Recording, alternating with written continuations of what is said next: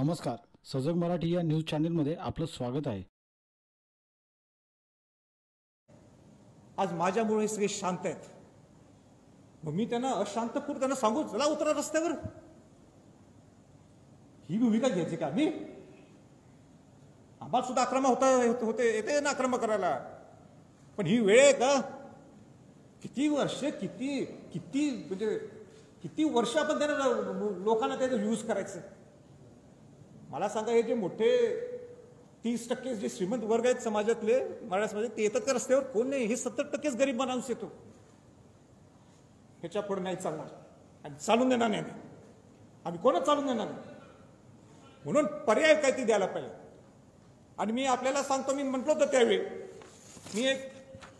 मी म्हणजे जे सगळे कायदे तज्ञ असतील, आमच्या ते जे हुशार लोक असतील, या सगळ्यांनी 3 पर्याय काढलेले आहेत. पण आमच्याकडं काय अशी काही यंत्रणा नाही आहे की फार कायदे तज्ञ आमच्याकडे. जेवढं शक्य आम्ही ते केलेलं आहे. आता मुख्यमंत्र्यांची माझी ती चर्चा झालीच. तिथं अटॉर्नी जनरल कुंभकोणीशी बोललो, अशोकराज चव्हाण होते, सगळ्यांना सांगले हे 3 पर्याय.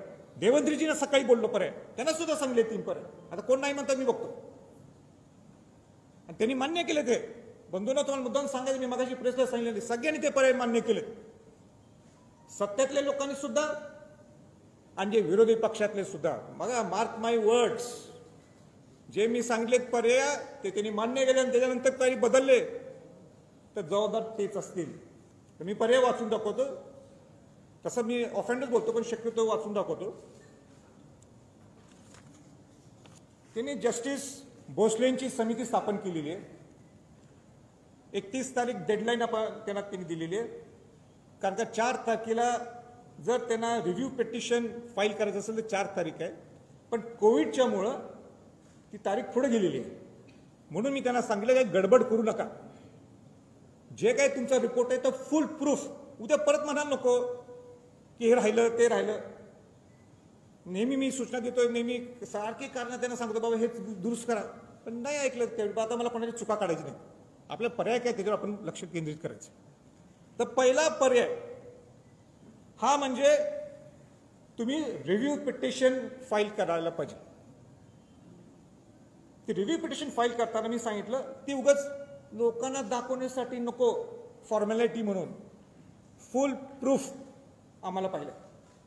रिव्ह्यू पिटिशन हा पहिला पर्याय राज्य सरकारचा आहे. हे राज्य सरकारचा पर्याय. दुसरा पर्याय, जर का रिव्ह्यू पिटिशन आपण धरू, जर ते टिकलं नाही तर आपल्याला दुसरा पर्याय आहे हा क्युरेटिव्ह पिटिशन. जो अवघड आहे, अपवादक परिस्थिती ते करावं लागतो, तो लास्ट हे आहे, शेवटचा तो असतो जो राज्य सरकार करू शकते. पण तिथं सुद्धा तयारी असल्याशिवाय तुम्ही पुढे जाऊ शकणार नाही. राज्याकडे हे 2च पर्याय ह्या मिनिटाला. चौथा एक पर्याय आहे त्यांचा, किंबहुना तिसरा मी नंतर येतो. पण हे 2 पर्याय त्यांच्या हातातले. रिव्ह्यू पिटिशन, ते नाही टिकलं तर क्युरेटिव्ह पिटिशन. आता जो सेंट्रल गव्हर्नमेंटकडं आपण हा विषय जाऊ शकतो, म्हणजे मी जे मागापासून म्हणायला लागले किंवा ह्या 2-1 महिन्यात म्हणायला लागले, ही जबाबदारी राज्याची आणि केंद्राची आहे, दोघांची आहे. माझं तुझं करून काय उपयोग नाही आहे. आपल्याला इथं नवरा बायको म्हणूनच राहायचंय. जो सरकारमध्ये आहे तो आणि जो सरकारमध्ये नाही तो, आपल्याला एकत्रच राहायचंय, एका कुटुंबातच राहायचंय. जर मराठा समाजाला द्यायचं असेल, तुम्हाला एका कुटुंबासारखं वागावं लागणार, आवडो की न आवडो. आणि याच्यासाठी मी आहे, त्यासाठी मी आहे. किंवा ती छत्रपती घराण्याचा वेटो वापरू. तर वेटो म्हणजे काय पूर्वीसारखा वेटो नाही आहे. आता वेटो म्हणजे काय गोड बोलून सगळ्यांनी एकत्र आणणे, हा वेटो आहे. तर तिसरा पर्याय काय आहे की 342A आर्टिकलच्या 342A च्या माध्यमातून तुम्हाला आपलं प्रपोजल हे सेंटरकडे देऊ शकता. ते कसं देऊ शकता? राज्यपालांच्या माध्यमातून. आता राज्यपालांना हे भेटले, पण राज्यपालांना नुसतं भेटून काही उपयोग नाहीये, पत्र देऊन उपयोग नाहीये. राज्यपालांना ज्यावेळी तुम्हाला भेटायचं आहे तर तुम्हाला पूर्ण डाटा हा उभा करावा लागणार. परत त्याला 5-6 महिने लागतील कमीत कमी. गायकवाड, जस्टिस गायकवाड अहवालामध्ये काय त्रुटी असतील त्या त्रुटीवर अभ्यास करावा लागेल. वेळ पडलीच तर मला वाटते, मला ते टेक्निकली चुकत असेल, मी तिथं आयोग उभा करायला लागेल. आयोग आहेच वाटते, पण ते जे असेल ते. आणि तुम्हाला मग त्याच्या माध्यमातून राज्यपालच्या माध्यमातून ते राष्ट्रपतींकडे जाणार. राष्ट्रपतींना योग्य वाटलं तर केंद्रीय मागासवर्गीय आयोगाकडे देतील. केंद्रीय मागासवर्गीयांना आयोग योग्य वाटलं तर पार्लमेंटला ते सेंट्रल लिस्टमध्ये ते वाढवण्यासाठी तो विषय जाईल. हा 342A आहे. आता मी काय कुठलं ते कागद काढलं असं नाही. जो काय कागद आहे, जे काय ते ह्या सगळ्या घटनेत आहे, आपल्याला करून दिलेलं ते सगळं, आणि त्याच्याप्रमाणे मी बोलतो. विरोधी पक्षनेते कायदे तज्ज्ञ आहेत ते स्वतः, ते सुद्धा नाकारू शकत नाहीत. म्हणून मी मगाशी म्हटलं की केंद्र सगळे आम्ही खासदार असो किंवा आणि कोण हे हात झटकू शकत नाही, राज्यातले लोक हात झटकू शकत नाही. आता सगळ्यात महत्वाचा जो मुद्दा आहे, अनेक लोकांची इच्छा आहे की मी क्लिअर करून टाकतो की ओबीसी मध्ये आपण जाऊ. आता ओबीसी मध्ये जायचं असेल, सगळ्यांना आपापलं स्वातंत्र्य आहे, आपापलं मत मांडण्यासाठी स्वातंत्र्य आहे. मराठा सेवा संघाचे अध्यक्ष पुरुषोत्तम खेडेकरजी हे नेहमी हा विषय मांडतात, अनेक लोक मांडतात. त्याचबरोबर हरिभाऊ राठोड, ओबीसीचे ज्येष्ठ नेते, माजी खासदार, ते सुद्धा हा विषय नेहमी ते मांडत असतात. आता हा ओबीसी मध्ये नवीन प्रवर्ग तयार करून देता येऊ शकतो का, हे मी नाही सांगणार, हे सरकारने सांगायचं, हे पूर्वीच्या सरकारच्या लोकांनी सांगायचं, ज्येष्ठ नेते शरद पवारजींनी सांगायचं, उद्धवजींनी सांगायचं, विरोधी पक्ष नेते देवेंद्रजींनी सांगायचं, समितीचे अध्यक्ष अशोकरावजींनी सांगायचं. सगळ्या गोष्टी आम्हीच सांगितलं का? ते केव्हा बोलणार? स्पष्ट त्यांनी सुद्धा बोलावं, बोलायला समाजाला काय खरी परिस्थिती आहे. आम्हीच बोलायचं. मी बोला ते आत्ताच बोलू शकतो, पण तुम्ही बोला, स्पष्ट करा, खेळवत ठेवू नका. आता मी म्हटलं अगोदर, मी म्हटलं ना, आता आम्ही सामाजिक मागास राहिलो नाही तर ठीक आहे, पण माझी भूमिका मी सांगतो. मी शिवाजी महाराजांचा, शाहू महाराजांचा वंशज आहे. शाहू महाराजांनी बहुजन समाजाला पहिलं आरक्षण दिलं. वंचितांना आरक्षण मिळावं ही मी या मताचा आहे. वंचितांना आरक्षण हे मिळावं, वंचितांना सगळ्या शिक्षणातल्या सुविधा मिळाव्यात. कुठलेही वंचित असतील ते बहुजन समाजातले, त्यांना सगळ्यांना मिळावं. गोडी गुलाबीने राहायला पाहिजे हा बहुजन समाज, हे माझं मत आहे. बाकीचं त्यांचं ते बघते. बाबासाहेब आंबेडकरांची सुद्धा एक संकल्पना होती आरक्षणाच्या बाबतीत की मराठा समाजाला सुद्धा आरक्षण मिळावं, आणि म्हणून त्यांनी राज्यघटनेत घटित केलं होतं. मी स्वतः 102च्या घटनेच्या दुरुस्तीत मी स्वतः तिथं मी बोलून दाखवलं की 1967 पर्यंत मराठा समाजाला इंटरमिडिएट क्लास कम्युनिटी मध्ये सेंट्रल लिस्ट मध्ये आपल्याला ओबीसी आरक्षण मिळत होतं 1967 पर्यंत. 68 नंतर ते का काढलं, का कालेकर समिती आली आणि मग बाकीच्या समित्याला अहवाल हे बाकीच्या जे आयोग आले, तर तो त्यांचा प्रश्न, मी काय बोलू शकत नाही. पण माझं भाषण आजही तुम्हाला युट्यूबवर पाहायला मिळेल. आरक्षणाच्या पुढे जाऊ आपण. मी मगाशी उद्धवजी ठाकरेंना बोललो, मुख्यमंत्र्यांच्या कानावर. मी काय कानावर घातलं, आज सरकार तुमचं आहे, बरोबर आहे ना? तुमचं सरकार असताना तुम्हाला थोड्या गोष्टी वर केंद्रात जायच्या नाहीत ना, मान्य आहे. जे तुमच्या हातातल्या त्या गोष्टी तर तुम्ही करू शकता ना.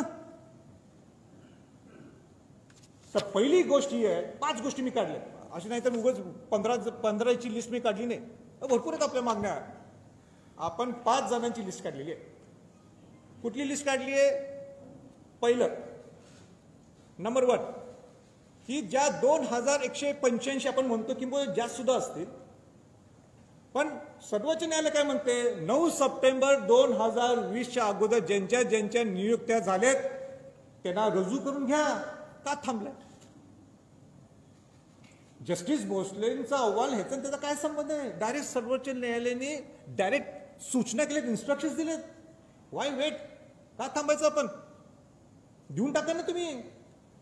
2185 आपण म्हणतो, पण माझं काय म्हणणं आहे, जे काय असतील 9 सप्टेंबर 2020च्या अगोदर देऊन टाका. का खेळ करताय समाजाच्या बरोबर? हो बिचारे लोक, म्हणजे आता काय सांगू मी, या दौऱ्यात मी बघितलं लोक नुसतं असे रडत होते. एक तर म्हटलं मी एमफिल झालोय आणि मी आता आंब्याचा व्यवसाय करायला, आंब्याचा व्यवसाय म्हणजे ते हातगाडी घेऊन.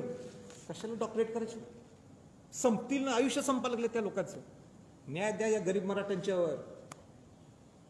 दुसरा महत्वाचा मुद्दा, आणि तो माझा हृदयातला आहे आणि सगळ्या ह्या समाजाच्या हृदयातला आहे, तो म्हणजे सारथी. शाहू महाराजांच्या नावाने उभा केलेली सारथी संस्था आहे. काय अवस्था करून टाकली त्याची? म्हणजे तुम्ही जर सारथी जर इम्प्लिमेंट केली चांगल्या पद्धतीने, स्वायत्ता देऊन, वेळ प्रसंगी मी तुम्हाला सांगतो आरक्षणापेक्षा भारी पडेल ती. बघा माझं मोठं स्टेटमेंट आहे, आरक्षण आपल्या हक्काचं आहे. आरक्षणापेक्षाही जास्त उपयोगी तुम्हाला सारथी पडेल. तुम्ही ग्रामीण भागातल्या लोकांना घडवणार आहे त्या सारथीच्या माध्यमातून. उपमुख्यमंत्री म्हटले जागा दिली आम्ही, द्यायलाच पाहिजे ना तुम्ही जागा. नुसतं जागा देऊन होणार नाहीये. आणि स्वायत्ता म्हणजे नुसतं 9 माणसं ठेवलेत नाही. ज्याला त्या सारथी, ज्याला समाजातलं काय समजते, जो ग्राउंड लेवलचं काम करतो, जिने आपला आयुष्य समाजासाठी दिले, त्यांना त्या समितीत घ्या. अधिकारी घेतलेत सगळे IAS अधिकारी, थोडे रिटायर्ड आहेत. काय करणार? त्याला काय घेणे देणं समाजाशी? समाजासाठी तुम्ही काढली ना, मग समाजाची माणसं घ्या ना, 2-3 चांगले माणसं. तुम्ही पत्रकार मला उद्या म्हणा तुम्ही हा विषय घालायला, बहुतेक तुम्हाला अध्यक्षपदाची इच्छा आहे. अजिबात नकोय बाबा मला.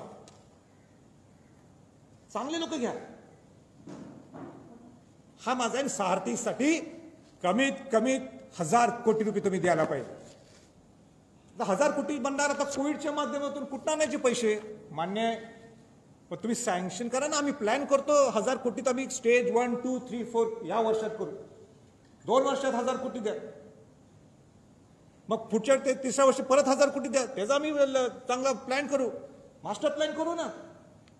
तुम्ही आत्ताच 50 कोटी रुपये दिले, त्या 50 कोटीत काय प्लॅनिंग करायचं? म्हणजे आम्ही काय विजन ठेवायचं? खेळ करू नका. द्यायचं ना मनापासून, नाही तर बंद करून टाकायचं. शाहू महाराजांचं नाव देऊ नका. कशाला शाहू महाराजांचं नाव ठेवायचं? बघ, कशाला मला त्या कार्यक्रमाला अध्यक्ष म्हणून बोलवायचं? मग त्यावेळी ते सरकार असेल. खेळ नको, बस झालं. तिसरा महत्वाचा मुद्दा आहे अण्णासाहेब महामंडळ. अण्णासाहेब महामंडळ ज्याच्यातनं गरीब मराठ्यांना तुम्ही उद्योग उभा करून देऊ शकता. आज तुम्ही लिमिट दिले 10 लाख. काय होणार आहे 10 लाखात? त्यांचं 25 लाख करा. बरं, काय ती मार्ग काढायला पाहिजे? तिथं जो ज्याही कर्ज काढायला जातो तो म्हणतो मॉर्गेज द्या. अहो यांच्याकडे जमिनीच नाही, ही मॉर्गेज देणार कुठनं? कशाला मग 25 लाख करून उपयोग आहे?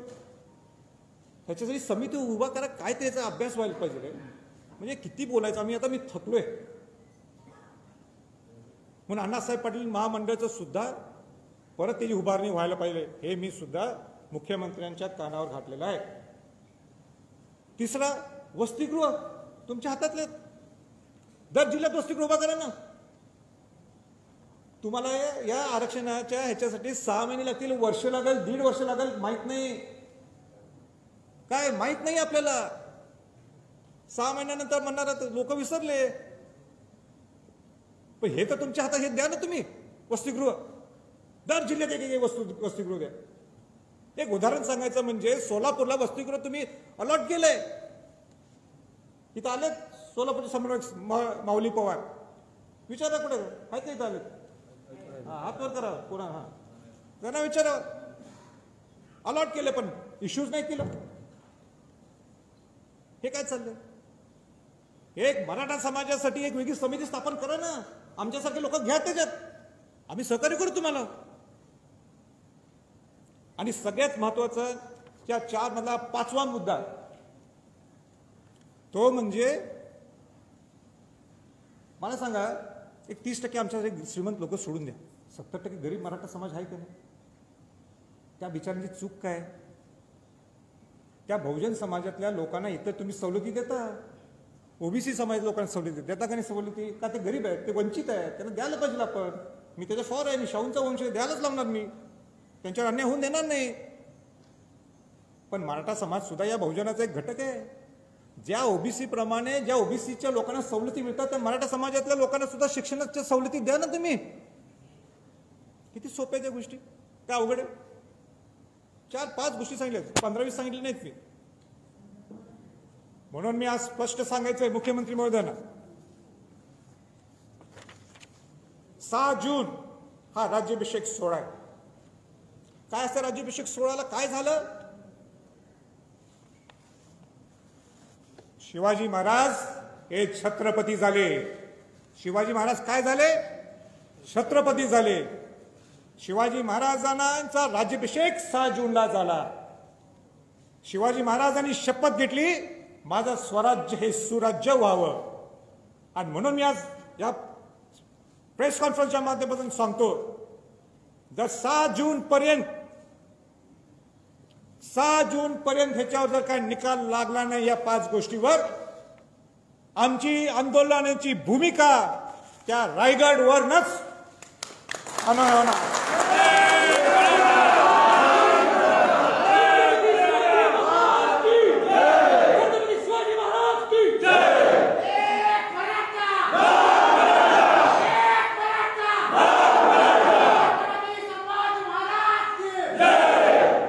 शिवाजी महाराज इथं असले असते, राज्याभिषेक सोहळा असला असता, राजसदरवर शिवाजी महाराज असले असते या मिनिटाला, तर शिवाजी महाराजांनी आपल्या मावळ्यांना असं टाकलं असतं का?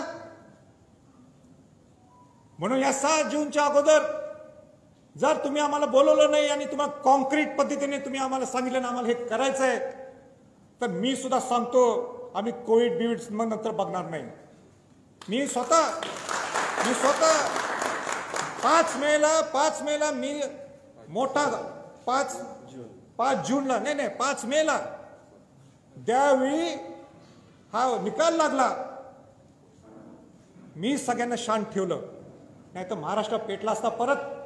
या सगळ्यांचे मला फोन आले होते, काय करत राजे सांगा, ठोक करूया. हे अजिबात नाही, सगळ्यांना शांत केलं. आम्ही किती शांत बसायचो. म्हणून माझं परत एकदा सांगायचं मुख्यमंत्र्यांना, या तुम्ही गोष्टीचे लवकरच्या लवकर याला मार्ग लावा, नाहीतर मग कोविड असला काय असला आम्ही काही मागं पुढे बघणार नाही. संभाजी छत्रपती इन लीड असणार पुढं, आम्ही सगळेजण असू तिथं, मग माघार नाही. मी आजही सांगतो, आम्हाला समाजाला वेटीस धरायचं नाहीये. आम्हाला समाजाच्या लोकांना घेऊन रस्त्यावर उतरायचं नाहीये. उतरणार सुद्धा 6 तारखेला तर समाजातल्या लोकांना घेऊन नाही, या सगळ्या आमदार खासदारांना घेऊन उतरणार. कोणी नाही उतरायचं. मी सुद्धा उतरणार, माझी सुद्धा जबाबदारी आहे, माझं सुद्धा कर्तव्य आहे. घेतोय ना मी, लोक राज्यसभेतनं पगार घेतोय ना मी, लोकांचा प्रतिनिधी आहे मी, माझी जबाबदारी आहे ती. तुम्हाला मतदान केलंय सगळ्या लोकांनी,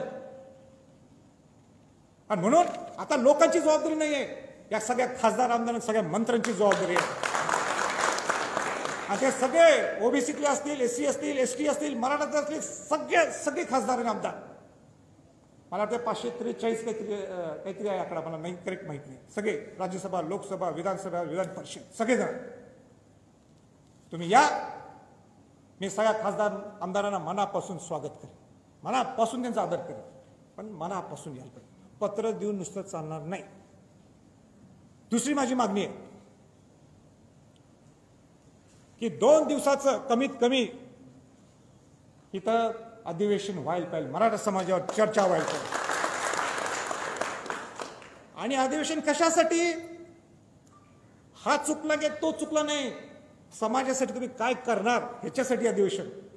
आम्ही वर बसतो गॅलरीत, कोण आमदार म्हणा लागला हा चुकलाय तो चुकलाय, ह्याची हे म्हणजे सत्तेतला हा माणूस चुकलाय, हा विरोधातला हा चुकलाय, हे असलं तर आम्ही वरनं चालून देणार नाही. आम्हाला पर्याय सांगा, आम्ही तुम्ही समाजासाठी काय करणार आहे. काहीतरी करा ना, काहीतरी आता वेळ आली आहे. नाही तर सांगू नका या समाजाचं आम्हाला मतदानच नको आहे, हे समाजच नको आहे, हा मराठा समाज म्हणजे असंच आहे म्हणून टाका मग धाडस असली तर मग बघतो आम्ही काय. आणि दुसरं माझं एक सगळ्या खासदारांना आव्हान आहे, 342A 342 ह्याचा अभ्यास मलाच आत्ता झाला, म्हणजे सगळ्याच खासदारांना माहिती असं नाही आहे. म्हणून दिल्लीला 9 ऑगस्ट हा क्रांती दिन आहे, किंबहुना आणि कुठला चांगला दिवस असेल तर तो त्या दिवशी सगळ्या महाराष्ट्रातल्या खासदारांना मी निमंत्रित करणार आहे, सगळ्यांच्या वतीनं, सकल मराठा समाजाच्या वतीनं. सगळ्या मुख्यमंत्र्यांना, विरोधी पक्ष नेत्यांना सुद्धा आमंत्रित करणार आहे. आणि गोलमेज परिषद ही दिल्लीत पहिल्यांदा होणार. गोलमेज परिषद आपण नुसतं ऐकलं हे महाराष्ट्रात, पण आता गोलमेज परिषद दिल्लीत होणार आहे. आम्हाला कुठल्याही पार्टीच्या विरोधात नाही आहे, आम्हाला जागृत करायचं सगळं. तुम्ही आमच्याबरोबर या ना, आम्ही तुमच्याबरोबरच आहोत, शेवटी आपण एकत्रच राहतो, सुखारीच अंदाज आहे आपल्याला. पण आम्हाला मराठा समाजात तुच्छ लिखू नका, नुसतं पत्र देऊन होणार नाही. आता वेळ आली आहे प्लॅन ऑफ ॲक्शन व्हायला पाहिजे. मला वाटते सगळं मी भरपूर बोललोय, पण मला फार चिंतित आहे, मी फार डिस्टर्ब आहे. डिस्टर्ब ह्याच्यासाठी आहे, आपण जर हा अहवाल पाहिला, आता मी हे उघडत नाही आहे, हा 800-900 पानाचा अहवाल आहे. त्यात पान नंबर कुठलं तरी आहे, मला लक्षात नाही. त्याच्यात प्रोपोर्शन टू पॉप्युलेशन म्हणून आहे. हे प्रोपोर्शन टू पॉप्युलेशन म्हणजे काय, तुमच्या लोकसंख्येच्या प्रोपोर्शन प्रमाणे तुम्हाला आरक्षण दिलं जातं. उदाहरण, मराठा समाज ह्याचं प्रेझेंटेशन उदाहरण आपण एक दोन शिक्षणासाठी एक शिक्षणाचा एक बिंदू ग्रेड बी, एक ग्रेड सी, मला माहीत नाही, त्याला 17% मिळाले. 17%नी सीट्स मिळाले. 100%मध्ये 17% सीट्स त्यांना मिळाल्या, बरोबर आहे. पण मराठा समाज किती आहे, 30% आहे. म्हणून मग काय करायला पाहिजे, 13%च्या सीट्स, 13%चं रिझर्वेशन द्यायला पाहिजे, आरक्षण द्यायला पाहिजे, म्हणजे ते प्रोपोर्शन टू पॉप्युलेशन होतं. आणि हे केव्हापासून चालू आहे, आज नाही, स्वातंत्र्यापासून चालू आहे. आज ह्याचं आरक्षण कुठलं, तामिळनाडूचं आरक्षण जे आहे, जे 69 का 79%, 69% ते त्याप्रमाणेच आहे. इतर बाकीच्या राज्यात जे 50%च्या वर गेले त्याप्रमाणेच सगळं मान्य. सर्वोच्च न्यायालयाचा निकाल आम्हाला मान्य. पण सर्वोच्च न्यायालयाने काय केलं माहिती आहे का, सर्वोच्च न्यायालयाचा निकाल आम्ही आदर करतो, पण इतिहासात पहिल्यांदा त्यांनी ते प्रेसिडेन्स घेतलं नाही, त्यांनी नवीन फॉर्म्युला काढला. ठीक आहे, त्यांचं सर्वोच्च न्यायालयाची काहीतरी पद्धत असेल, पॅटर्न असेल, मला माहीत नाही. त्यांनी काय केलं, प्रोपोर्शन टू पॉप्युलेशन बघितलं नाही. त्यांनी सांगितलं तुमचे 52% जे मराठा समाजातलं आरक्षण जे आहे ते SC ST OBCचं, त्याच्यात मराठा समाजाने याचं नाही मान्य, तुमचं राहते 48%. त्या 48% तुम्ही आता ह्याच्यात किती दिसतं, तुमचं 30%, 32%, 31%. तुम्हाला ॲड्व्होकेट रिप्रेझेंटेशन ऑलरेडी मिळायला लागलेलं आहे, तुम्हाला काय द्यायचं आम्ही, 16(4) मध्ये तुम्ही बसू शकत नाही. ठीक आहे, मान्य.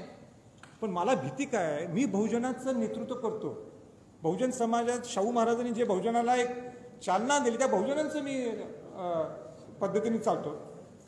उद्या NCBC ज्यावेळी नोटिफिकेशन होणार राष्ट्रपतीचं, ज्यावेळी राष्ट्रपती नोटिफाय करतील, NCBC म्हणजे केंद्रीय मागासवर्गीय आयोगाला नोटिफाय करतील, त्यावेळी राज्याला सुद्धा सांगावं लागणार आहे की प्रोपोर्शन नाही, तुमचे ॲड्व्होकेट रिप्रेझेंटेशन जे आहे 52% मध्ये कुठल्या कुठल्या जातीचं आहे. आणि त्यावेळी मी तुम्हाला सांगतो, अनेक OBCतल्या अनेक या सगळ्या बाकीच्या पोट जाती जे काय असतील त्यातल्या उडणार आहेत. मी बहुजनाचं नेतृत्व करतो, नुसतं मराठ्यांचं नाही आहे, मी बहुजनाचा घटक आहे. मला फार चिंता आहे, म्हणून मी आज हा विषय सगळ्यांच्या पुढं मांडलाय. सगळे जे कायदे तज्ज्ञ आहेत महाराष्ट्रातले त्यांनी याचा अभ्यास करावा, माझी विनंती आहे. नाहीतर फार मोठा फटका आहे आपल्या बहुजन समाजातल्या लोकांना. आम्हाला तर बसलंय, मराठा समाजाच्या लोकांना बसलंयच. पण बहुजन समाजाच्या लोकांना फार मोठा फटका बसणार आहे अशी माझी सगळ्यांना विनंती आहे. आपण त्याच्यात आत्मचिंतन सर्वांनी करावं. आणि माझं संपवायच्या अगोदर मला सगळ्या समन्वयकांना सांगायचं आहे, मी सगळ्यांना अंगावर घेतलंय. मला माहिती आहे माझं राजकीय आणि सामाजिक नुकसान होणार आहे. मी कोणाला घाबरत नाही आहे, पण माझं नुकसान होणार आहे मला माहिती आहे. का केलं मी? त्या शिवाजी महाराजांनी शाहू महाराजांच्या आयडिओलॉजीसाठी, त्या गरीब मराठा समाजासाठी. म्हणून काय माझं चुकलं असलं तर केव्हा ते सांभाळून घ्या. मला एवढंच माझी सगळ्यांना विनंती आहे.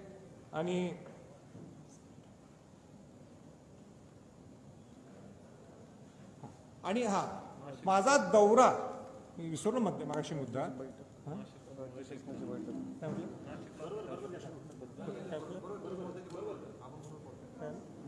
हां, आणि मी आज सगळ्यांना भेटलो. कोणाला भेटलो? मुख्यमंत्र्यांना भेटलो, विरोधी पक्षनेत्यांना भेटलो, पवार साहेबांना भेटलो, राज ठाकरेंना भेटलो, बाळासाहेब थोरातांना भेटलो,